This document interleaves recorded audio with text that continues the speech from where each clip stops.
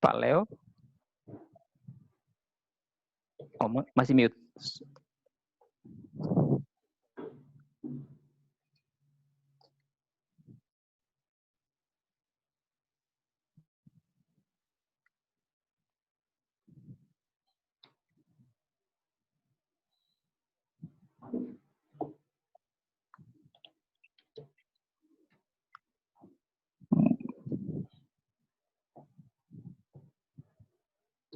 Oh, oke. Mikrofonnya Pak Leo belum nyalakan? Pak Leo mungkin bisa nyalakan mikrofonnya dulu. Itu ada gambar mic, diklik aja di situ.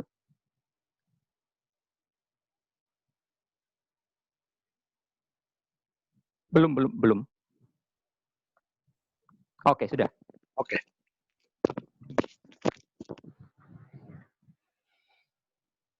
Ya. Pak Leo? Kedengaran suara saya, Pak? Oh ya. Ya. Selamat sore Pak Bil, selamat sore Bapak Ibu. Oh, Nani ya, ada masuk. Ini luar biasa. Semoga baik-baik semua. Iya, Pak Leo sehat-sehat? Sangat sehat, lebih baik dari kemarin minimal. Iya, oke. Pak Leo, kita mulai saja Pak Leo ya. Oke Pak Bil. Iya. Pak Leo sudah menulis 2 buku tadi saya bilang, dan dua-duanya itu berkaitan dengan dunia kedokteran. Ya. Pertanyaan untuk Pak Leo, karena ini kita akan bincang, saya akan mengajukan pertanyaan, Pak Leo akan menjawab. Lalu sesi berikut kita akan berdiskusi. Jadi audiens boleh mengajukan pertanyaan atau mengetik dulu di chattingnya siapa mau bertanya, nanti akan diberikan kesempatan oleh hostnya.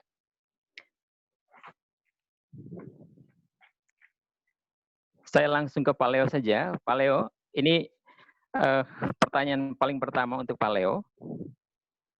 Tadi saya sudah bilang Pak Leo menulis 2 buku terkait dengan dunia kedokteran. Di pertanyaan saya gimana?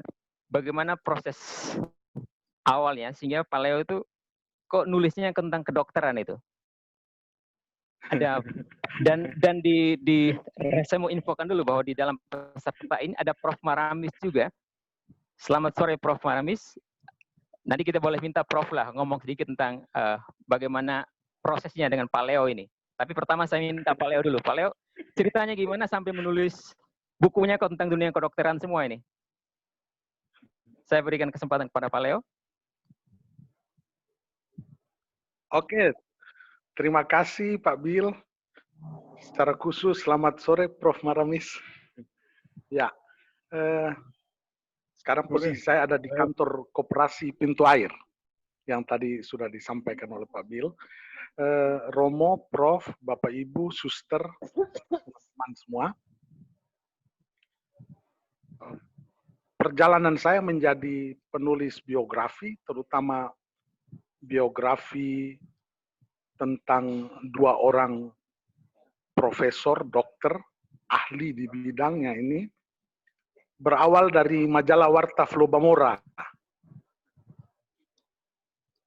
Kebetulan sekali Prof Maramis itu sering membaca Warta Flobamora karena beberapa kali Warta Flobamora menurunkan tulisan terkait Fakultas Kedokteran Widya Mandala. Pada tahun 2016 itu ketika Prof Maramis berulang tahun ke-90, ada orang atau cukup banyak sahabat yang meminta Prof Maramis untuk menuliskan autobiografi, tetapi Prof Maramis tidak bersedia, kemudian menggantikannya dengan biografi. Dalam mencari penulis biografi itulah Prof Maramis memilih saya. Pertanyaan sederhananya kenapa? Itu yang tadi saya katakan ada kaitan dengan Warta Flobamora. Rupanya Prof Maramis sudah sering baca Warta Flobamora, membaca tulisan saya, berita atau apalah yang ada di Warta Flobamora. Kemudian Prof Maramis merasa cocok dengan gaya penulisan itu, sehingga kemudian meminta saya untuk menjadi penulis biografinya. Setelah itu berproses, di tahun 2016 itu terbitlah Manusia dalam 5 Dimensi. Terbitlah Manusia dalam 5. Beberapa bulan setelah Manusia dalam 5 Dimensi terbit, di Surabaya ada yayasan namanya Yayasan Paliatif.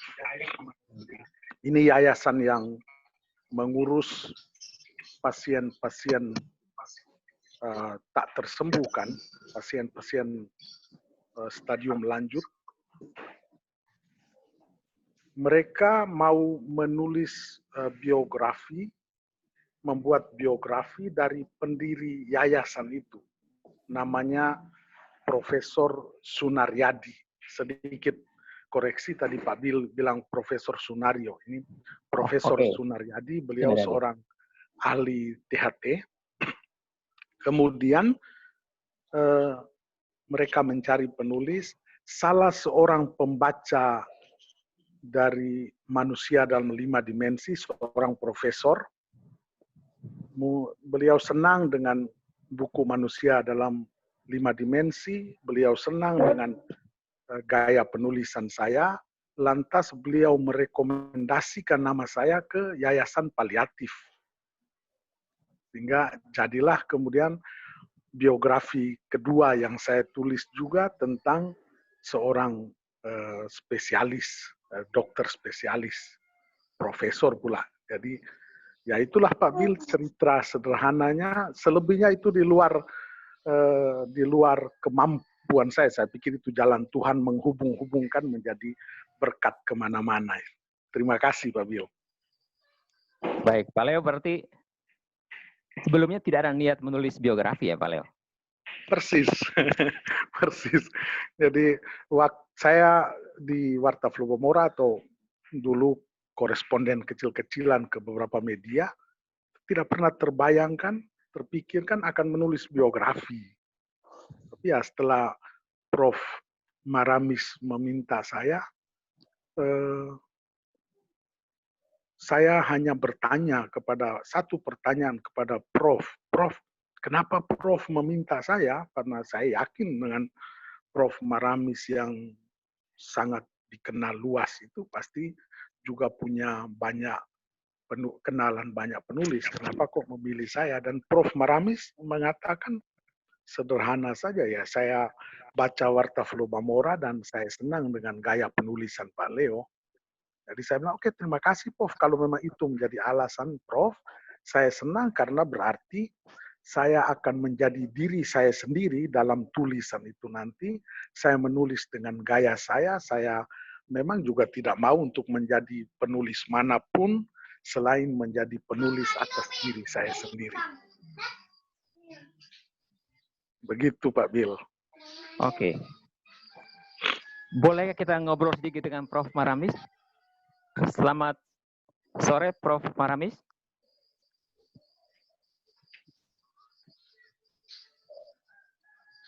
Halo, Pak Bel. Selamat sore. Halo. Selamat sore. Oh, selamat sore, Prof. Apa kabar? Baik, puji Tuhan kita semua sehat ya. Iya, Prof. Tidak kena COVID. Tidak kena COVID. Prof, terima kasih karena Prof sudah hadir juga di forum ini. Prof, boleh Kak saya tanya kira-kira apa yang menjadi alasan lah kenapa memilih Pak Leo, Prof? Wah, itu pertanyaannya bagaimana Pak Leo ya? Saya hadir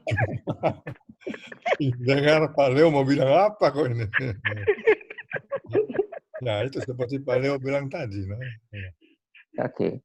Waktu itu bertemu waktu wisuda ya Pak Leo ya. Coba cerita waktu wisuda bagaimana? Prof. Bertemu di wisuda Unika Widya Mandala di ballroom Hotel Shangri-La.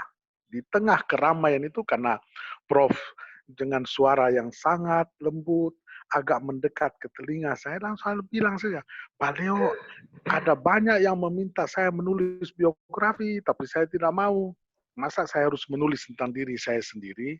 Tapi karena mereka minta terus, akhirnya saya mau tetapi biografi, berarti orang lain yang menulis.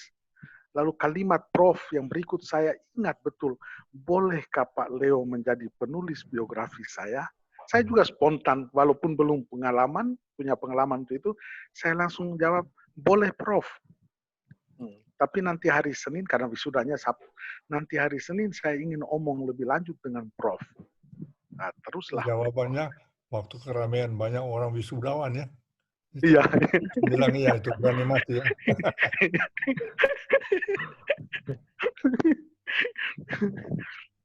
Oke, baik, terima kasih Prof. Saya ingin kembali ke Pak Leo dulu. Pak Leo kan belum pernah menulis biografi sebelumnya, lalu setelah mendapat tawaran dari Prof, langsung menjawab iya. Lalu apa yang Pak Leo lakukan setelah itu? Setelah itu, hal pertama, itu wisuda hari Sabtu, lalu Sabtu sore tiba-tiba saya tersadar begitu ya, wah saya belum pernah menulis, tetapi tadi saya sudah langsung mengiyakan.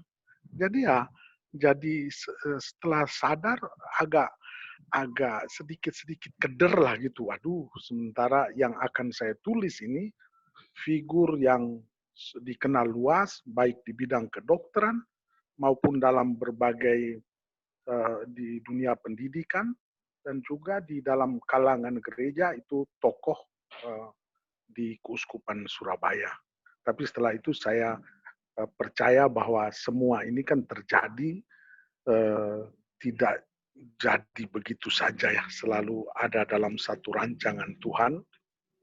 Saya percaya bahwa pasti akan ada jalannya. Sehingga saya hari Senin setelah wisuda 2 hari kemudian saya langsung ke kampus WM Pakuwon City bertemu dengan Prof Maramis. Di sana kami langsung omong, saya diskusikan mengenai buku apa sih yang Prof inginkan, Prof harapkan, kemudian dari sisi saya apa juga yang saya ingin, saya harapkan sehingga proses buku itu nanti bisa berjalan. Kurang lebih begitu, Pak Bill. Oke, jadi kurang lebih mesti ada satu pembicaraan dulu, sepakat soal Persis. arah buku itu dulu, Pak Leo ya? Benar. Oke, Pak Leo, tahap selanjutnya apa Pak Leo? Setelah Pak Leo, oke, sudah sepakati kira-kira arahnya ke mana, kemudian langkah selanjutnya apakah Pak Leo bikin schedule atau gimana yang sangat-sangat teknis, sehingga teman-teman bisa tahu, rekan-rekan yang hadir bisa paham, tahapan-tahapan yang Pak Leo lewati. Pasti setiap penulis itu punya strategi yang berbeda. Nah, kita ingin tahu bagaimana ya kira-kira tahapan yang Pak Leo lewati. Oke. Romo, Bapak Ibu, teman-teman semua, saya style menulis dengan penuturan langsung. Jadi dalam menulis berita di majalah Warta Flobamora, atau menulis profil utama di Warta Flobamora, atau mini profil, termasuk juga ketika akan menulis biografi Prof Maramis, dan biografi kedua, itu saya mempertahankan itu, yaitu saya suka menggunakan banyak kutipan langsung. Mungkin untuk Bapak Ibu yang sudah membaca buku biografi Bung Karno yang ditulis oleh Cindy Adams, itu saya suka banget seperti itu. Sehingga ketika orang membaca tulisan saya, termasuk juga saya bayangkan dalam biografi nanti, itu seperti pembaca sedang mendengar cerita langsung dari orang yang ditulis. Pembaca ketika membaca manusia dalam 5 dimensi itu seperti sedang mendengar cerita langsung dari Prof Maramis terkait apapun yang ditulis dalam buku itu. Sehingga peran saya atau saya menjadi tidak penting di dalam buku itu. Karena yang penting adalah Prof Maramis. Kaitan dengan pertanyaan tadi, sehingga di awal saya tekankan kepada Prof, kalau Prof mau saya tulis, pertama dan utama saya minta kesediaan Prof untuk bisa saya akses kapanpun, bisa saya temui kapanpun untuk wawancara langsung. Karena gaya menulis biografi seperti saya ini mengandalkan bahwa ada wawancara yang panjang, wawancara yang lama, wawancara yang detail, yang seringkali menguras energi, bahkan juga menguras emosi, karena kita bisa menanyakan banyak hal sehingga menggali begitu banyak hal dari dalam diri, dari dalam kehidupan. Itu hal pertama. Selanjutnya, saya menawarkan beberapa, bukan schedule, tetapi pokok, beberapa pikiran pokok yang atau beberapa hal utama yang mau kita tampilkan di dalam buku. Nah, kebetulan juga bahwa saya dalam menulis biografi, termasuk juga ketika menulis profil ataupun mini profil, saya tidak terlalu tertarik untuk menulis tentang kehebatan karir orang, pangkat, jabatan, kekayaan, atau apapun. Dan itu cocok banget dengan Prof. Maramis. Prof. Maramis ini, Bapak Ibu, orang sangat rendah hati. Itu pelajaran yang saya temukan, saya dapatkan dari beliau. Sehingga beliau juga tidak senang soal-soal itu. Nah, saya juga menyukai bahwa tulisan itu harus bisa menggali nilai-nilai di balik kehidupan seseorang. Prof. Maramis sebagai spesialis, ahli betul di bidang kedokteran jiwa. Pertanyaan buat saya, apa nilai, apa manfaat di balik keahlian itu untuk kemanusiaan? Prof. Maramis pernah menjadi rektor Unika Dharma Cendika Surabaya. Kemudian menjadi dekan di 3 fakultas berbeda di WM. Pendiri Fakultas Psikologi, dekan pertama, pendiri Fakultas Keperawatan, dekan pertama, pendiri Fakultas Kedokteran, dekan pertama. Pertanyaannya, apa nilai dari jabatan-jabatan itu untuk kemanusiaan? Itu yang harus bisa digali. Kemudian bagaimana kehidupan pribadi, perkawinan itu menjadi sebuah berkat bagi anak-anak, bagi istri, tetapi juga bisa menjadi inspirasi untuk kehidupan banyak keluarga lain. Itu yang saya bilang, Prof, saya ingin yang seperti itu. Dan ternyata Prof. Maramis juga merasa senang, cocok dengan gagasan itu. Jadi mungkin hal pertama yang kami sepakati waktu itu, Pak Bill, adalah soal apa-apa saja yang menjadi entry point untuk bagian dari buku ini. Kalau soal penulisan, wawancara itu sangat teknis, tapi buat saya kalau hal-hal non-teknis itu sudah clear di awal, dalam perjalanan itu enak. Dan memang terjadinya demikian. Sangat menyenangkan pengalaman menulis biografi Prof. Maramis maupun Prof. Sunaryadi. Terima kasih, Pak Bill. Oke, Pak Leo, itu gambaran umum ya. Tadi Pak Leo sempat singgung, itu satu buku dari penulis Cindy Adams ya. Ya. Artinya Pak Leo membaca buku karya Cindy? Ya. Selain, kita sebelum kembali ke topik proses menulis, saya ingin tahu, teman-teman juga ingin tahu, itu selain buku Cindy Adams, apakah Pak Leo juga mengakses buku lain untuk memperkaya style menulis Pak Leo? Oh, oke. Terima kasih. Ya. Saya secara khusus tidak, tetapi sekarang baru saya sadari bahwa terjun di dunia menulis biografi maupun mengurus Warta Flobamora ini kaitan dengan masa lalu yang sangat panjang. Ketika saya masih SD di desa, saya suka baca buku-buku cerita terbitan Balai Pustaka. Ketika SMP di Larantuka, saya mulai mengenal Kompas, walaupun itu harus pinjam di pastor paroki atau tetangga yang berlangganan. Ketika di SMA, saya mulai mengenal rupa-rupa buku dan majalah, dan saya ingat betul selama saya di SMA, saya hobi berat baca novel dan buku-buku psikologi terapan.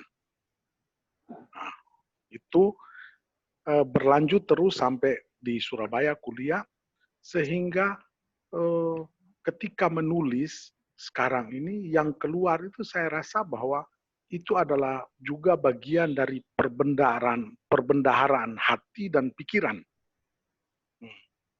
Bahwa untuk menulis buku Prof. Maramis atau biografi ini, saya membaca 1-2 buku biografi itu iya, tetapi itu hanya semacam penyegar ya, bikin refresh saja. Style menulis itu adalah sesuatu yang akan hasil dari perjalanan panjang aktivitas membaca. Nah, sehingga saya ingin juga menegaskan di awal ini bahwa untuk menulis, menjadi penulis, orang harus menjadi pembaca juga yang setia. Kurang lebih begitu, Pak Bill. Oke, saya perlu informasikan dulu tentang Pak Leo. Pak Leo ini alumni seminari, dan di seminari itu Pak Leo pernah mengelola perpustakaan, Pak Leo ya? Benar. Oke. Jadi Pak Leo ini mengelola perpustakaan di seminari. Saya yakin sekali semua bacaan itu pasti yang terbaru yang masuk pasti Pak Leo baca duluan itu. Oke. Lalu dalam bidang pendidikan, Pak Leo itu pernah belajar filsafat, pernah belajar ilmu komunikasi, dan yang ketiga hukum. Benar Pak Leo ya? Benar Pak Bill. Walaupun sepotong-sepotong gitu. Ini Rocky Gerung ini ya, sepotong-sepotong. Ya, Pak Leo, apakah bidang ilmu itu mempengaruhi Pak Leo juga dalam atau dengan dunia kerja, dan itu mempengaruhi Pak Leo juga dalam memilih, misalnya tadi Pak Leo bilang value dari orang tertentu. Jadi bukan prestasi yang dihebat-hebat dan lebih-lebihkan, tapi soal value-nya. Apakah itu ada hubungan juga dengan perjalanan hidup Pak Leo sehingga Pak Leo merasa bahwa ini harus menjadi kunci dari atau menjadi inti dari satu biografi? Oke, benar sekali Pak Bill. Jadi bahan bacaan yang kita baca itu mempengaruhi. Kalau orang membaca katakanlah Kompas misalnya, kalau koran dalam negeri Kompas Tempo, itu dia akan belajar untuk menjadi jurnalis yang serius kan. Kalau juga buku-buku pilihannya. Demikian juga pengalaman studi. Filsafat sedikit, lalu hukum, komunikasi itu sangat mempengaruhi. Kemudian yang ketiga adalah mungkin dunia ya, pergaulan ya, jejaring pertemanan dan pekerjaan. Saya 20 tahun di perusahaan asuransi, kemudian sekarang di koperasi, sehingga menerjuni apa-apa yang, apalagi di koperasi ya, kita merasa bagaimana pentingnya kita bergumul dalam pergumulan orang-orang kecil. Nah, mungkin itu yang membangkitkan kesadaran akan value pentingnya itu di dalam kehidupan. Dan itu semakin diperkuat setelah saya mengalami perjumpaan yang sangat intens dengan Prof. Maramis. Menulis biografi Prof. Maramis 3 bulan, tetapi sebelum dan sesudahnya itu kami terap berhubungan sangat baik. Sampai hari ini pun kalau saya ke Widya Mandala, kadang-kadang tanpa janji, Prof. Maramis menemui saya, dan itu saya kesempatan luar biasa untuk belajar dari beliau-beliau yang hidup dengan satu prinsip value yang kuat. Itu juga semakin memperkaya saya, mempengaruhi pandangan hidup saya, dan mempengaruhi saya dalam menulis Pak Bill. Contoh sederhana, jadi saya intens berkomunikasi dengan Prof. Maramis. Prof. Maramis tidak pernah ngomong soal, misalnya soal asetnya, atau ngomong soal keahliannya.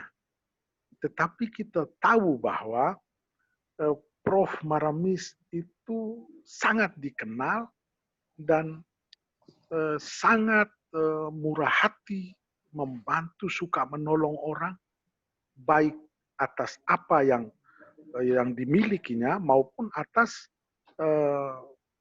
jabatan, atas keahlian yang dimiliki.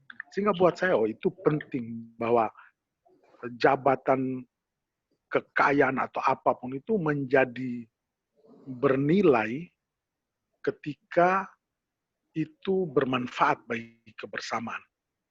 Itu yang mempengaruhi tulisan saya. Saya mau katakan begini, kalau kita mau bilang dokter ahli jiwa, banyak kok di dunia. Nah, tetapi ketika kita omong soal dokter ahli jiwa yang bernama Prof. Maramis, orang langsung ingat, iya ya, Prof. Maramis itu begini-begini. Jadi kita bisa belajar dari kehidupannya. Keahliannya itu menjadi penting karena bernilai bagi kemanusiaan. Terima kasih, Pak Bill. Oke. Pak Leo, ini pertanyaannya agak nakal sih. Pak Leo, kalau misalnya ada 2 orang lah, satu Prof. Maramis, satu orang lain lagi misalnya, yang menawarkan Pak Leo untuk menulis biografi pada waktu bersamaan, itu kira-kira kriteria apa, Pak Leo? Apakah Pak Leo terima sih atau Pak Leo punya pertimbangan sendiri untuk memilih? Terima kasih, Pak Bill. Jadi pertanyaan ini nakal tapi penting. Kriteria saya cuma satu, Pak Bill. Mana yang membuat saya nyaman? Nah, jadi tidak berandai-andai, tapi misalnya kalau ada 2 A dan B, yang nyaman itu yang saya ambil. Nyaman bukan soal bukan soal materi sama sekali, tidak. Tapi ada sesuatu yang buat saya, waduh, kalau bisa menulis. Jadi begini, saya merasa bangga betul, nyaman betul menulis Prof. Maramis yang sebelumnya juga saya kenal dan sangat saya kagumi. Pak Bill belum menikah ya, jadi contoh sederhana ketika dengan kita pacaran itu kan ya, yang nyaman nggak sih dengan pasangan itu? Itu aja mungkin sederhananya. Oke, Pak Leo. Saya, karena ini ada selain Prof. Maramis, Pak Leo juga menulis buku kedua. Oke. Ya, tentang dunia paliatif. Itu berdekatan atau gimana? Itu jeda waktunya agak lama atau gimana? Karena saya ingin tahu juga, apakah misalnya sudah orang membaca buku Prof. Maramis, lalu orang tertariknya itu jedanya berapa lama, Pak Leo? Saya menulis buku kedua. Itu kurang dari 1 tahun, Pak Bill. Okay. Kurang dari 1 tahun saya dapat penawaran untuk menulis itu, dan setelah itu kurang dari 1 tahun saya bahkan mendapat penawaran menulis 3 biografi. Nah, jadi sebenarnya ada 5, tapi yang 1 masih berproses, 2 yang lain karena satu dan lain hal kami sepakat untuk tidak dilanjutkan. Oke. Tapi ingin tahu perbedaan proses penulisan buku pertama dan buku kedua, apakah kurang lebih sama atau ada hal yang berbeda dari prosesnya, Pak Leo?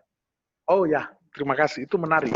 Kalau ketika menulis biografi Prof. Maramis, itu yang meminta saya adalah Prof. Maramis. Nah, untuk menulis tentang Prof. Maramis. Sehingga dalam hal itu,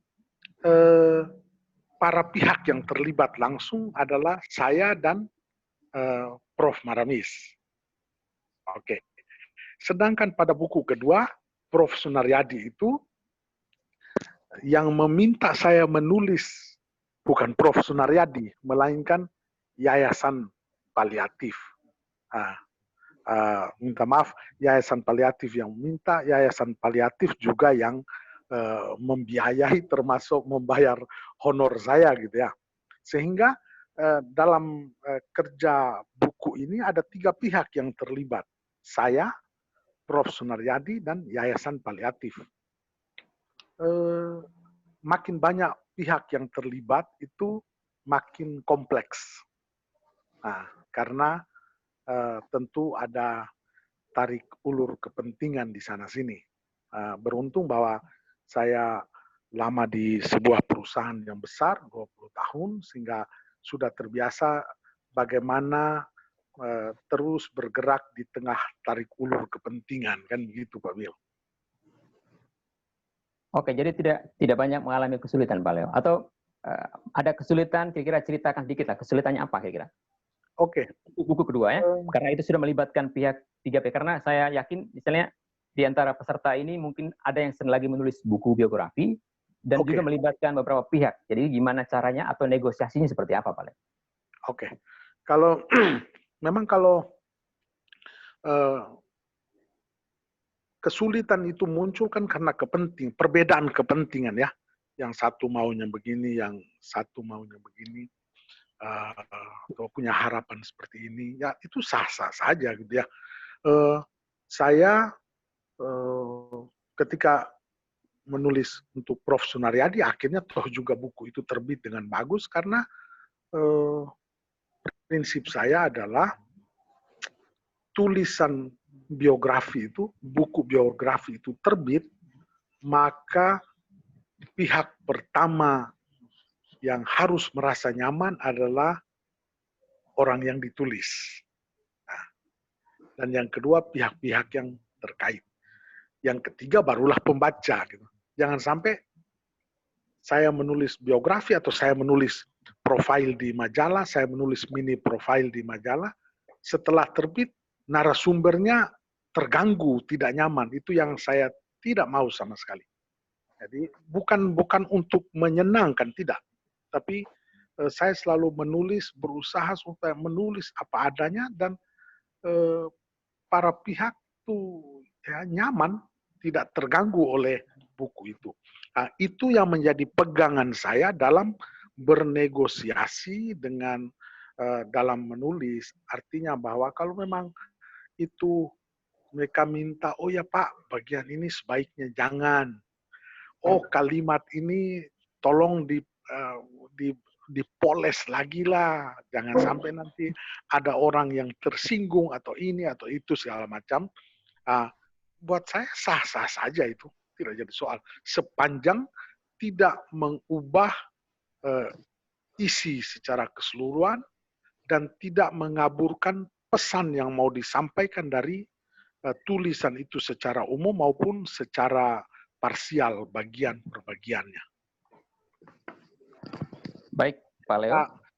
Mungkin karena, minta maaf Pak Bil, karena mungkin juga dipengaruhi. Tadi saya katakan saya lama di perusahaan di bidang marketing, jadi soal bernegosiasi kami terbentuk untuk sangat lentur gitu. Terima kasih Pak Bil. Iya Pak Leo, tadi Pak Leo sempat singgung juga bahwa ada tulisan tertentu yang kemudian penulis bilang sebaiknya jangan ini, jangan itu gitu ya Pak Leo. Ada semacam negosiasi karena prinsip utamanya adalah orang yang kita tulis dia mesti merasa nyaman. Saya kira itu mesti menjadi informasi yang berharga untuk kita sekalian, karena kadang-kadang itu kan orang memaksakan untuk menulis supaya booming di pasaran, sedangkan yang ditulis justru merasa tersiksa gitu Pak. Ya pasti ada pengalaman. Saya tidak tahu, tapi Pak Leo bilang bahwa Pak Leo sangat lentur. Bolehkah Pak Leo, ya itu tentang negosiasinya. Pak Leo, ini kita lompat sedikit ke hal yang sangat teknis. Pak Leo itu kapan menulis dan di mana itu? Karena ini pasti misalnya buku pertama, buku kedua, itu pasti kebut-kebutan juga soal timingnya. Karena kita ingin tahu tempat mana yang menyenangkan atau paling memungkinkan Pak Leo untuk menulis yang lebih kondusif, dan kira-kira jam berapa Pak Leo menulis, karena setahu saya masing-masing orang itu punya gaya menulisnya, kapan waktunya, dan yang kedua dia butuh tempat tertentu dan dia rasa nyaman di tempat itu. Terima kasih Pak Bil. Jadi saya kalau bilang hanya bisa menulis di rumah mungkin terlalu ekstrim ya, tapi saya mau katakan bahwa saya sangat produktif ketika menulis di rumah. tidak di tempat lain, di kantor pun. Misalnya sekarang di pintu air ada fasilitas komputer, nyaman, sepi, tetapi tidak seproduktif ketika saya menulis di rumah. Padahalnya, di rumah itu ada istri saya dan 2 anak kami, Albert dan Ines. Menariknya lagi bahwa anak sulung saya, Albert, 16 tahun, itu anak berkebutuhan khusus, autis, yang sampai hari ini pun sangat hiperaktif. Jadi dia dengan segala macam pola tindaknya yang mungkin bagi banyak orang itu menjadi berisik dan mengganggu. Tetapi saya nyaman saja menulis di sana. Jadi kalau pertanyaan di mana tempat terbaik bagi saya selalu mengatakan bahwa rumah saya itu surga bagi saya untuk menulis.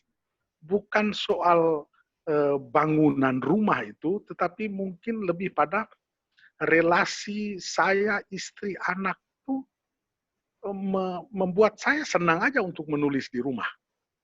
Inspirasi mengalir lancar ketika menulis di rumah daripada misalnya di tempat lain yang walaupun fasilitasnya lebih bagus, suasananya lebih tenang.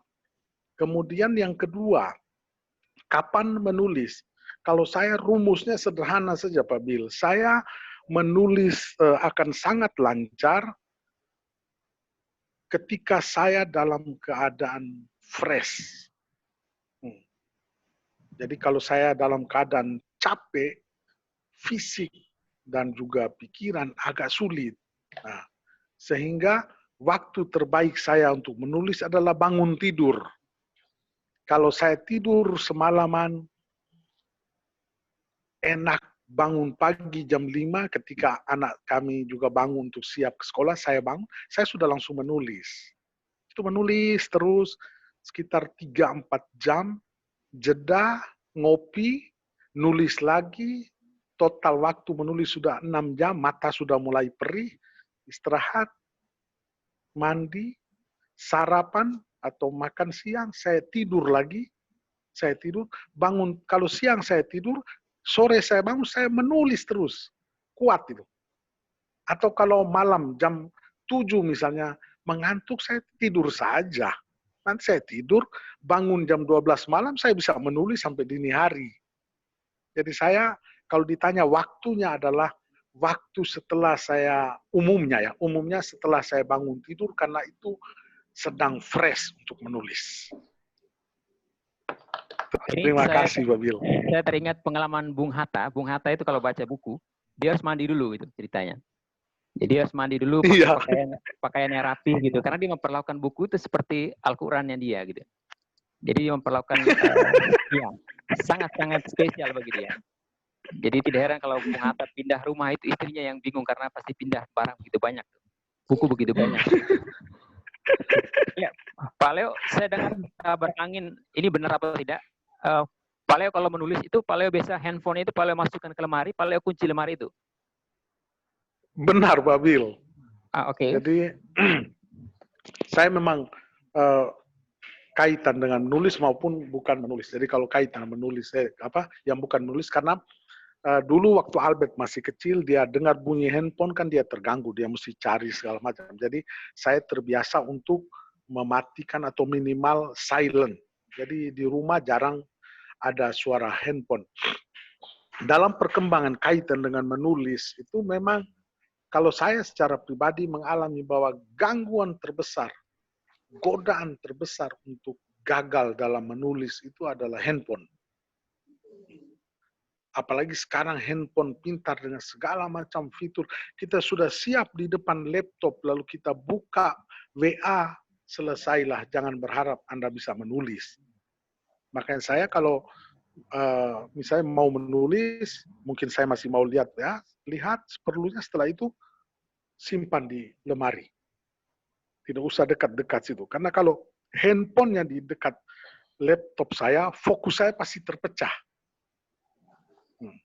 Fokus saya terpecah. Padahal untuk menulis dengan baik itu bukan sekedar soal fokus ya, tetapi keterlibatan diri kita seutuhnya di dalam pekerjaan, di dalam karya itu, sehingga tulisan itu tidak hanya rangkaian kata-kata, tetapi karena ada keterlibatan diri, maka tulisan itu menjadi punya roh, punya kekuatan. Itu saya yakini secara pribadi.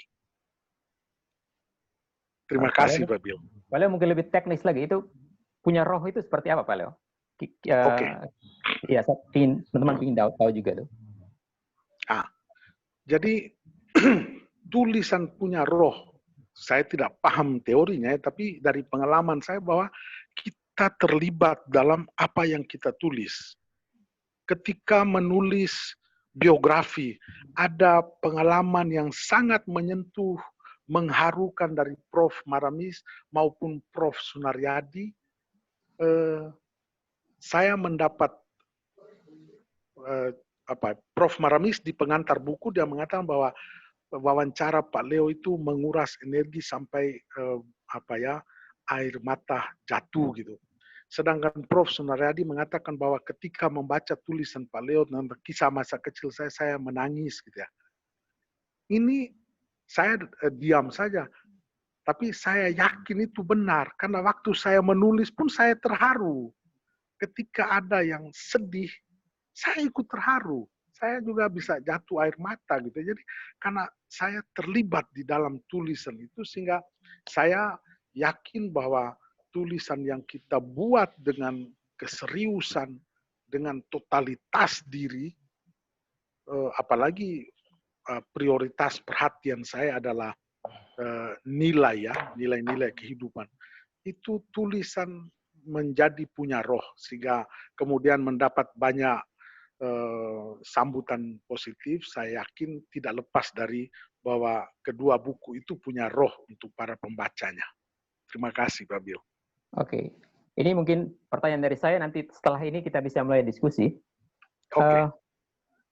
Pak Leo, sejauh pengalaman Pak Leo, itu kira-kira apa alasan orang ingin supaya ada biografi?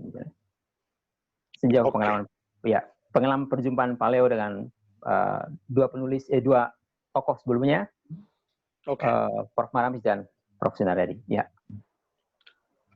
Menarik sekali. Saya bersyukur, ini bukan karena ada Prof di sini ya, tapi karena bahwa Prof. Maramis dan Prof. Sunaryadi ini orang yang sebenarnya sama-sama tidak mau ditulis. Oh ya? Orang yang sama-sama tidak mau ditulis. Prof. Maramis ini kan berkali-kali diminta untuk menulis autobiografi. Prof. tidak mau. Tapi karena menjelang ulang tahun ke-90, berulang kali orang diminta, akhirnya Prof. mau, tapi bukan lagi autobiografi, melainkan biografi kan.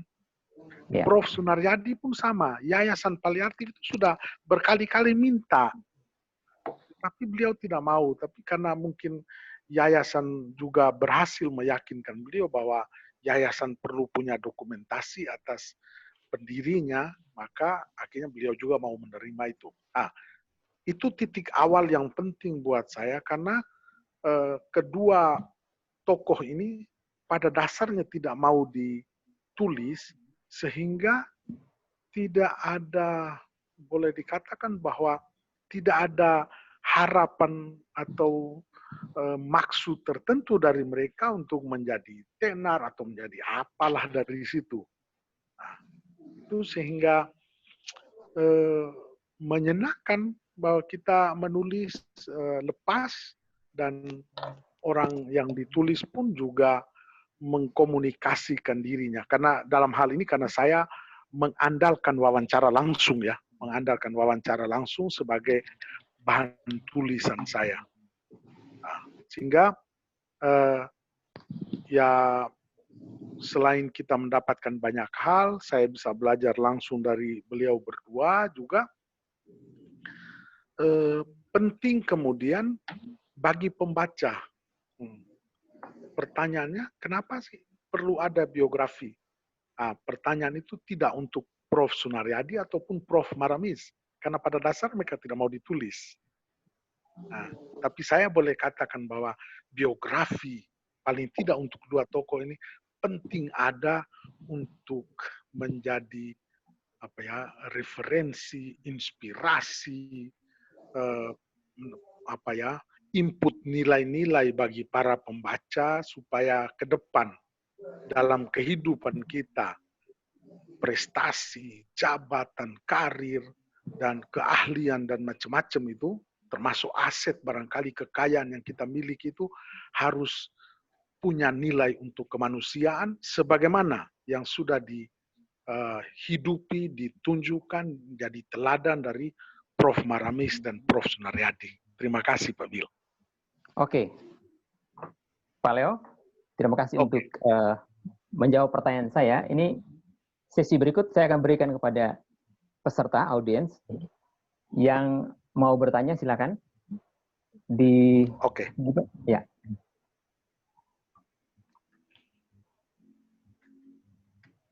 Ada yang chat, bisa di chat saja nama, lalu host akan lihat siapa yang bisa.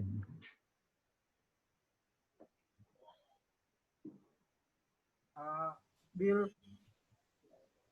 halo. Halo.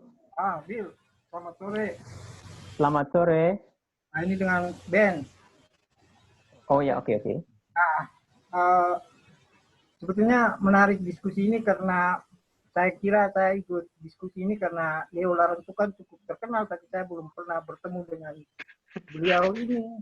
Ya, jadi penasaran untuk melihat dan mendengar diskusi. Yang pertama mungkin saya agak tidak sependapat dengan Pak Leo bahwa Pak Leo tidak suka menulis orang-orang yang hebat, tetapi lebih kepada kerendahan hati orang itulah yang mau ditunjukkan. Karena saya berpikir dan saya pikir Pak Leo juga berpikir yang sama bahwa kerendahan hati itu pun sebuah kehebatan sebetulnya. Jadi sesuatu yang mewah sekali, orang yang hidup sederhana, orang yang yang rendah hati, ya itu sesuatu yang sederhana, sesuatu yang hebat sebetulnya, dan tidak semua orang memiliki itu. Yang kedua, saya kebetulan juga ada Bill juga di sana, yaitu sebetulnya berbicara tentang buku biografi, kita dihadapkan dengan satu persoalan bahwa kalangan tertentu menganggap bahwa biografi itu adalah buku sampah. Jadi orang kemudian melihat bahwa sebagian orang melihat bahwa biografi itu terlalu melebih-lebihkan orang. Ya mungkin hal itulah yang kemudian mungkin disadari oleh Profesor Maramis yang pada awalnya menolak atau apa begitu, sehingga melihat bahwa biografi dalam bacaan umum bahwa dia sering melebih-lebihkan orang atau ya tidak memancing satu pemikiran-pemikiran yang pengetahuan yang baik, walaupun ada biografi-biografi tertentu yang kemudian didekati oleh sosiologi, kemudian menarik sekali. Itu pertama. Pertanyaan saya, apa kritik Pak ketika memutuskan untuk menulis biografi itu gitu? Tentu saja bukan cuma membaca Cindy Adam, tetapi ada rasa bahwa kok buku biografinya segitu-gitu aja sih? Gua mau bikin biografi yang model begini, apakah ada enggak gitu? Apakah ada kritikan terhadap buku biografi sebetulnya?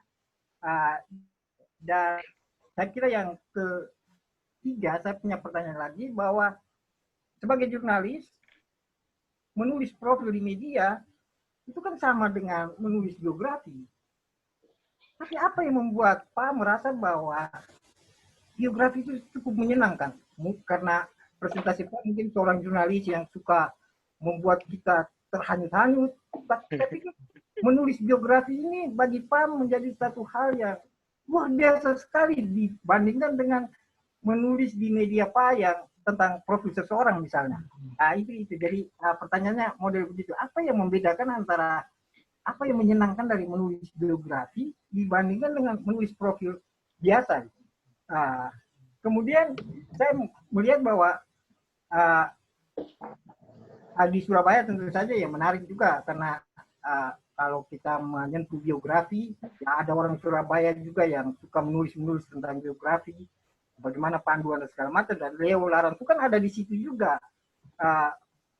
Saya melihat bahwa bagaimana melihat kedudukan dari penerimaan pembaca terhadap sebuah karya biografi, apakah cuma berhenti pada peluncuran atau cuma sekedar terbit lalu selesai, orangnya senang, kita juga senang, lalu selesai. Tetapi bagaimana perkembangan? Pak Leo coba ceritakan setelah menerbitkan bukunya Pak Maramis, kemudian apakah ada antusias orang untuk menanyakan mana sih bukunya, mana sih itunya? Itu hal-hal yang kecil gitu. Dan yang terakhir saya ingin tanya, selain tawaran dari orang, apakah Pak Leo juga punya keinginan untuk menulis tentang seseorang di luar daripada tawaran-tawaran yang ada? Itu aja, Pak. Oke, terima kasih Pak Ben Tukan.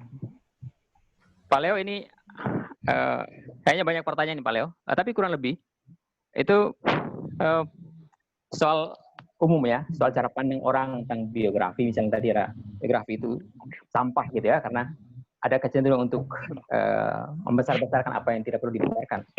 Atau yang pertama soal pandangan Pak Leo bahwa orang-orang hebat itu Pak Leo lebih pilih yang rendah hati yang gitu. Jadi gimana? Jadi saya langsung ke Pak Leo karena ada beberapa pertanyaan. Pak Leo jawab poin-poinnya, nanti kita ke beberapa penanya yang lain. Oke, terima kasih Pak Bill. Selamat sore Pak Ben. Spesial untuk Pak Ben. Terima kasih karena setelah buku Manusia dalam 5 Dimensi itu terbit dan sambutan di Surabaya luar biasa, karena memang minta maaf kalau Manusia dalam 5 Dimensi diterbitkan terbatas dan tidak dijual di toko buku. Tapi sambutan menurut saya cukup bagus. Saya langsung berpikir bagaimana supaya saya juga bisa mendapatkan penilaian yang dari orang-orang yang juga penulis. Maka buku itu saya kirimkan khusus 1 eksemplar untuk Dr. Ignas Kleden, Pak Ignas Kleden, sosiolog yang sangat produktif menulis dan juga termasuk menulis buku-buku, dan juga adiknya Ibu Hermin Kleden, wartawan Tempo yang kita tahu juga bekerja dengan standar tinggi. Saya kemudian ditelepon Bu Hermin, banyak masukan, ya terima kasih, senang. Pak Ignas juga menelpon saya secara khusus dan mengatakan kepada saya, hal itu kemudian saya teruskan kepada Prof. Maramis, dan Prof. Maramis senyum-senyum.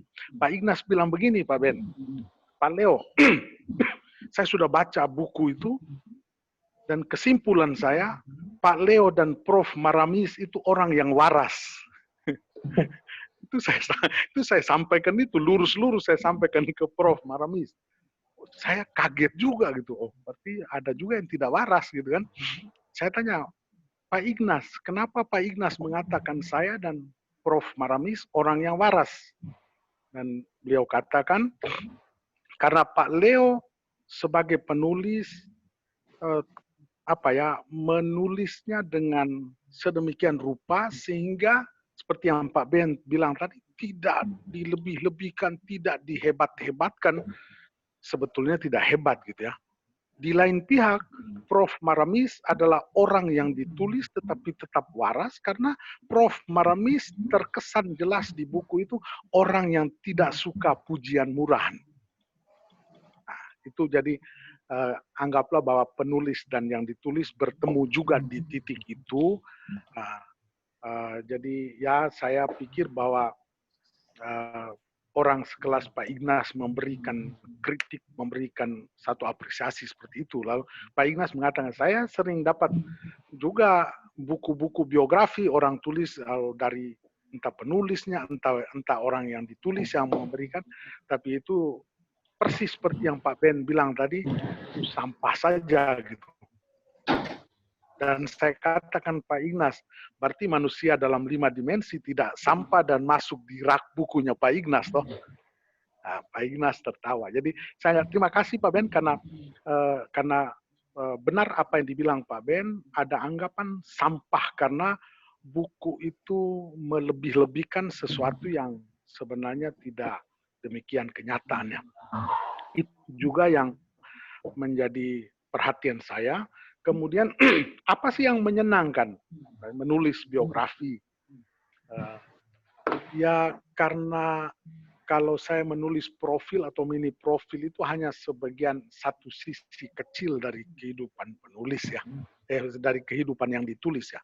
Tapi kalau biografi itu kan ya itu nyaris komplit itu Pak Ben. Jadi kita berusaha untuk mendalami betul tentang seseorang dari berbagai aspek kehidupannya yang bisa diangkat.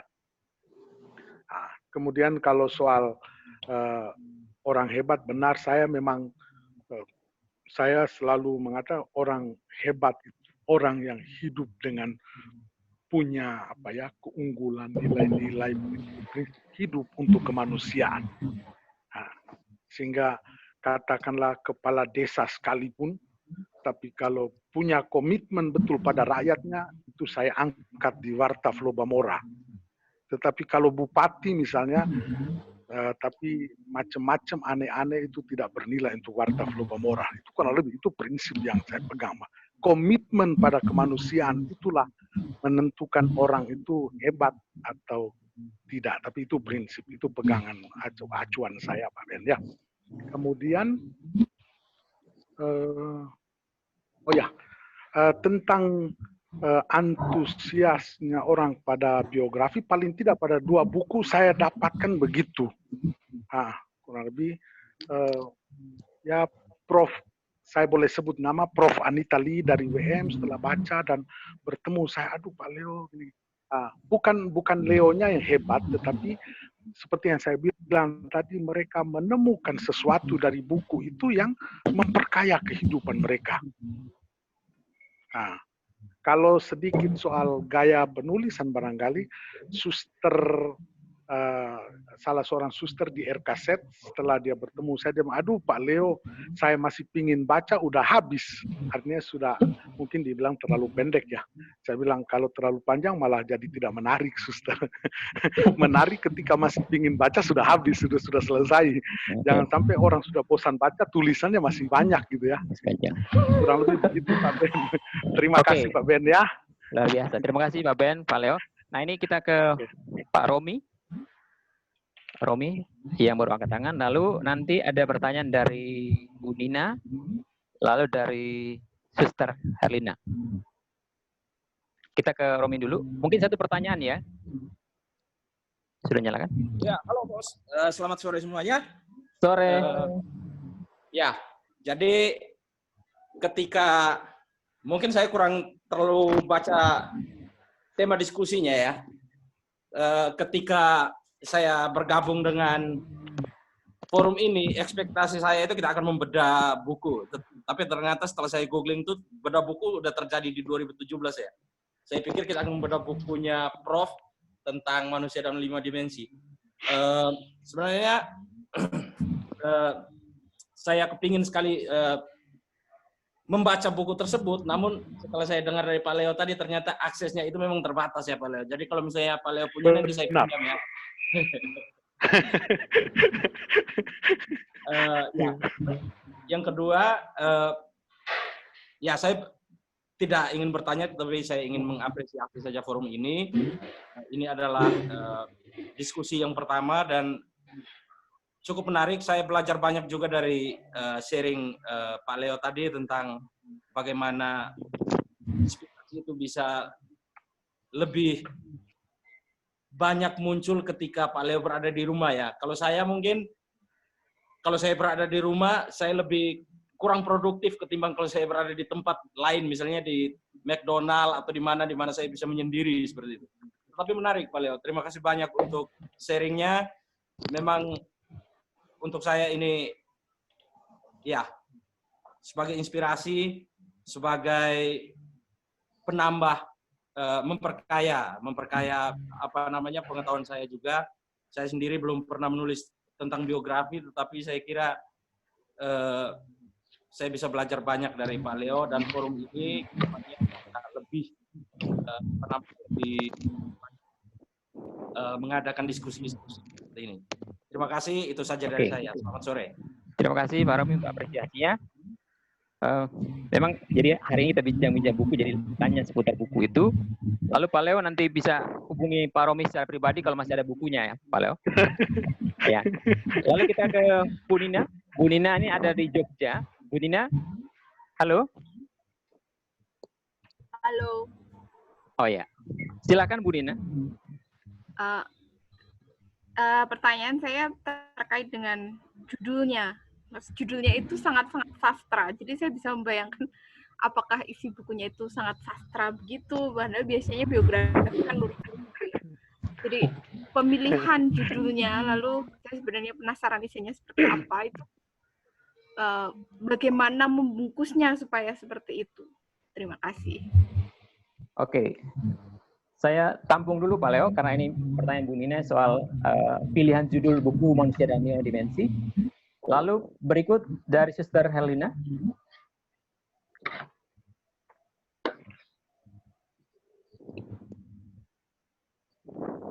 Silakan Suster, nyalakan dulu.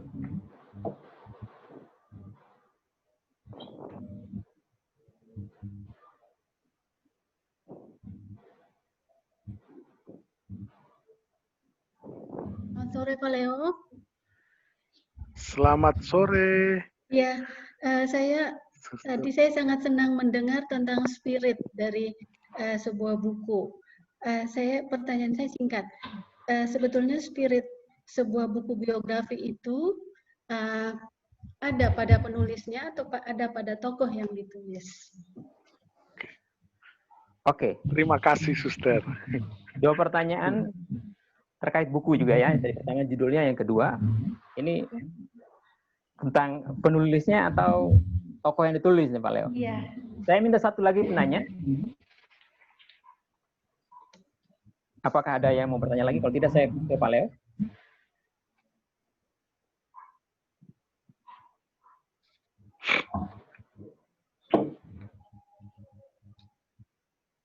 Oke. Apakah mau bertanya? Oh, ya. Tidak ada? Saya ke Pak Leo. Oke. Pak Leo, tolong dijawab dua pertanyaan itu. Oh, sorry. Oke, terima kasih Pak Bill. Sorry Pak Leo. Bentar Pak Leo. Saya ke Pak Sylvester. Oke. Ya. Oh. Silakan.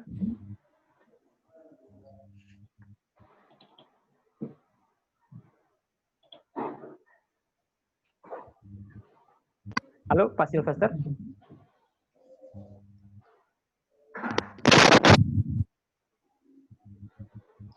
Pak Sylvester Wipin, ya. Pertanyaan untuk Pak Leo, misalnya dalam satu kesempatan Pak Leo dihadapkan pada dua pilihan, misalnya kalau sesuai penjelasan Pak Leo tadi bahwa Pak Leo lebih memilih untuk menulis biografi orang-orang yang menurut Pak Leo itu memiliki sikap kerendahan hati. Sekarang saya mau tanya Pak Leo, kalau Pak Leo disodorkan oleh para politisi untuk menulis biografinya para politisi, Pak Leo mau ke tidak? Karena itu pertanyaan pertama. Karena saya baca di catatan-catatan Pak Leo di Warta Flobamora, itu ada juga yang sedikit sentilan atau juga kritik halus terhadap kepemimpinan politik. Jadi kita kembali ke pertanyaan awal saya ke Pak Leo, sederhana saja. Kalau Pak Leo disodorkan untuk menulis biografi tokoh politik, Pak Leo mau tidak? Nah, itu yang pertama. Yang kedua, Oke, Pak Sil, ya? Pak Sil mungkin satu dulu Pak Sil ya. Oh iya, satu dulu. Terima kasih. Bisa kembalikan. Oke. Iya, Pak Leo. Terima kasih. Kita ke Pak Leo dulu. Mana yang mau dipilih duluan untuk dijawab? Pak Leo silakan. Jelasnya 3 pertanyaan itu. Pertama, saya mulai dari pertanyaan Suster siapa tadi? Suster Herlina. Sorry, Suster? Herlina. Suster Herlina. Oh, Suster Karlina. Herlina. Oh, Suster Herlina. Ya. Oke. Selamat sore, Suster. Terima kasih sudah bertanya. Kalau boleh tahu posisi Suster di mana ini? Saya di Madiun. Oh, di Madiun. Iya. Saya kapan-kapan ke Madiun mampir suster.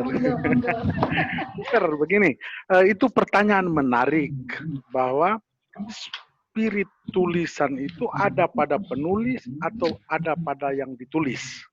Jawaban saya adalah ada pada kedua-duanya. Kenapa demikian? Sehebat-hebatnya seorang penulis, tetapi kalau yang ditulis itu tidak pas untuk ditulis, ya nanti kita hanya karang-karang saja itu suster. Kita terjebak nanti lebih-lebihkan gitu kan ya. Nah, tapi sebaliknya juga bahwa kalau tokoh itu sebenarnya juga bagus untuk ditulis, tetapi kalau penulis tidak punya komitmen tertentu, saya misalnya komitmen saya adalah pada nilai-nilai untuk kemanusiaan. Nah, dari pribadi, dari kehidupan seorang. Kalau komitmennya tidak jelas, ya nanti spirit buku juga menjadi tidak jelas. Nah, misalnya karena jadi harus bertemu antara yang ditulis maupun yang menulis. Itu yang saya katakan bahwa kriteria saya untuk menulis seseorang, saya harus merasa nyaman dulu dengan orang ini. Nah, kurang lebih seperti itu, suster ya. Jadi tidak ada artinya seorang penulis yang hebat kalau yang ditulis tidak hebat, ataupun sebaliknya. Yang kedua, untuk Pak Sylvester. Nah, ini pertanyaan keren ini Pak. Kalau seorang Leo Larantukan ditawari untuk menulis tentang seorang politisi, mau atau tidak? Nah, jadi saya jawab sepanjang itu saya nyaman. Nah, buat bagi saya bahwa politisi itu juga bagian dari karya pelayanan. Nah, kalau jadi orang yang terjun di politik praktis itu juga baik. Kita tidak punya wakil yang bagus di dewan juga repot kan nanti. Jadi itu baik. Bahwa menjadi soal adalah mungkin perilaku orang perorangan. Nah, itu. Saya pernah bersepakat untuk menulis biografi, saya boleh sebut namanya, itu Bapak Anton Bele di Kupang. Bapak Anton Bele ini doktor, sosiolog, dosen UKSW Salatiga, Stipas Uskupan Kupang, aktivis di Uskupan Kupang, dan terakhir 2014-2019 beliau menjadi anggota DPRD Provinsi NTT dari fraksi PDI Perjuangan. Mulanya saya menulis profil beliau di Warta Flobamora, dan buat saya memang ini politis yang punya prinsip nilai yang sangat kuat. Tapi dalam perjalanan kami tidak melanjutkan itu, ada alasan teknis, karena saya di Surabaya, beliau di Kupang, dan segala macam kesibukan. Tapi kalau soal ditanya mau atau tidak tulis tentang politisi, saya mau, sepanjang saya yakini bahwa politisi itu juga seperti yang saya harapkan untuk saya tulis. Kalau tidak, ya tidak gitu. Kemudian yang ketiga, kenapa judulnya Manusia dalam 5 Dimensi? Terima kasih Bu Nina, kedengarannya sastrawi sekali. Tapi yang sastrawi itu sebenarnya Bill dan Pak John, itu mereka sangat sastrawi. Kalau saya ini untuk sastra biasa-biasa saja. Tapi judulnya itu memang judul yang saya pikir akan memancing orang. Sebetulnya judul buku ini awalnya bincang-bincang bersama Prof. Maramis. Itu sudah desain buku sudah jadi, judulnya itu. Lalu Prof. Maramis setelah diskusikan dengan putrinya, dokter juga, Dokter Marga, lalu mereka kontak saya, Pak Leo, apakah bisa judulnya digantikan yang lain? Lalu saya balik bertanya, apakah ada usulan dari Prof atau dari Dr. Marga mengenai judul lain? Tidak ada, terserah Pak Leo saja. Jadi saya jujur waktu itu, aduh, gimana ini jadwal cetak sudah dekat. Dalam waktu 30 menit muncul judul ini. Jadi saya yakin ada sisi-sisi ini judul Tuhan, bukan karena saya. Kenapa 5 dimensi? Karena memang sebagai seorang psikiater, Prof. Maramis dan seorang dokter, Prof. Maramis melihatnya. Dan kemudian buku ini juga berbicara tentang Prof. Maramis tentang 5 dimensi kehidupannya, yang juga merupakan 5 dimensi kehidupan manusia, yaitu biologis, psikologis, sosiologis, kultural, maupun spiritual. Nah, jadi gambaran Bung Romi, terima kasih ingin dapat itu buku, saya harus kontak Prof. Maramis karena yang punya Prof. Maramis ya. Jadi buku ini menggambarkan bagaimana Prof. Maramis dalam telaah 5 sisi itu, dan itu menjadi menarik karena juga tentu kalau kita baca menjadi masukan untuk kita.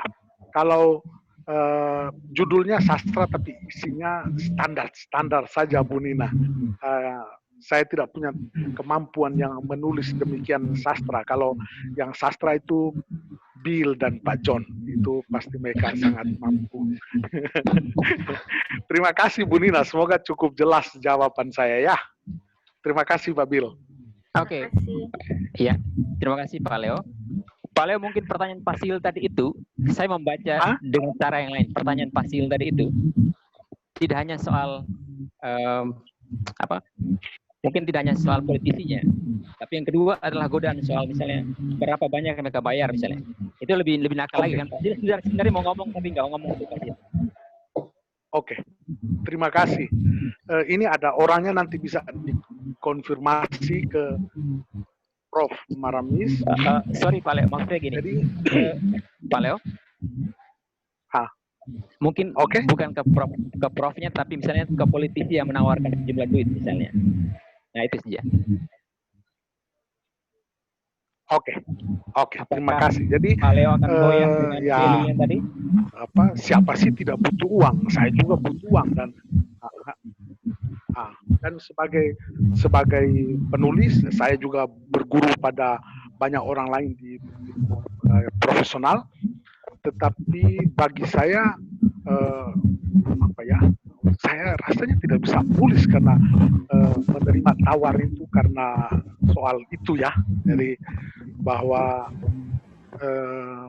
kriteria saya sudah tadi. Jadi yang membuat nyaman itu bukan karena besar kecil duitnya Pak Bill. Oke. Oke, terima kasih Pak Bill. Oke, Pak Leo, terima kasih. Sorry, Pak Leo matikan dulu.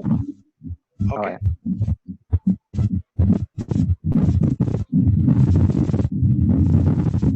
Pak Leo bisa off dulu.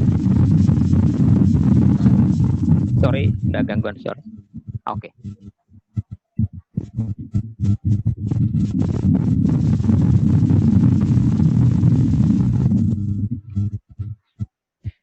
Ya.